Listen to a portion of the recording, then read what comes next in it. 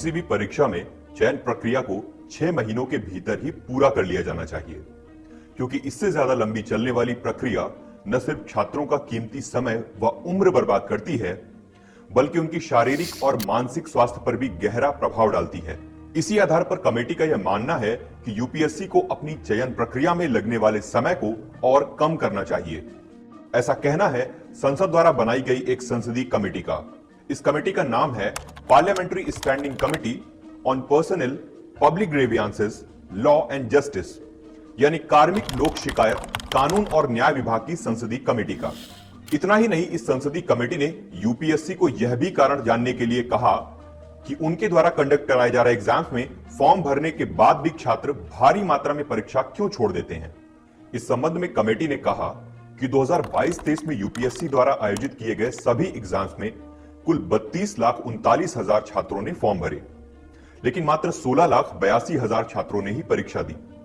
उदाहरण के तौर पर कमेटी द्वारा जारी किए गए डेटा के मुताबिक 2022 की सिविल सेवा परीक्षा में 11,35,000 छात्रों ने फॉर्म भरे, लेकिन मात्र 5,73,000 छात्र ही परीक्षा में क्यों बैठे, जो कि कुल छात्रों का लगभग 50% ही है।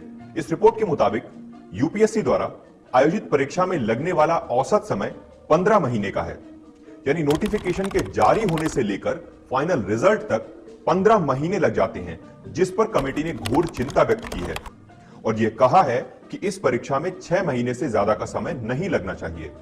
इस कमेटी ने यूपीएससी को एक एक्सपर्ट पैनल बनाकर यह भी जांच करने के लिए कहा कि शहर से पढ़े अंग्रेजी माध्यम के बच्चों और गांव से पढ़े हिंदी माध्यम के बच्चों को एक समान अवसर और एक समान लेवल प्लेइंग फील्ड मिल रहा है या नहीं।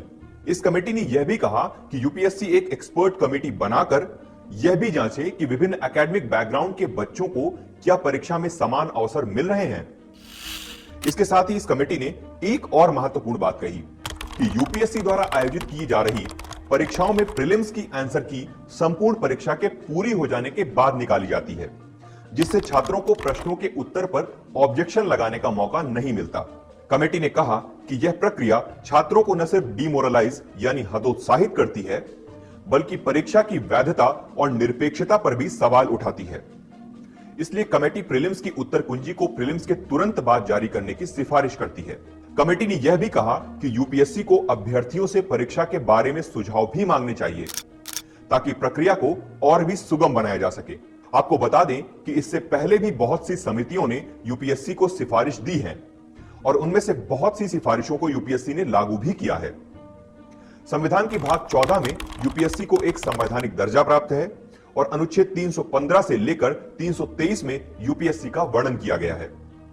यूपीएससी हर साल अपनी परफॉर्मेंस पर एक वार्षिक रिपोर्ट राष्ट्रपति को पेश करती है।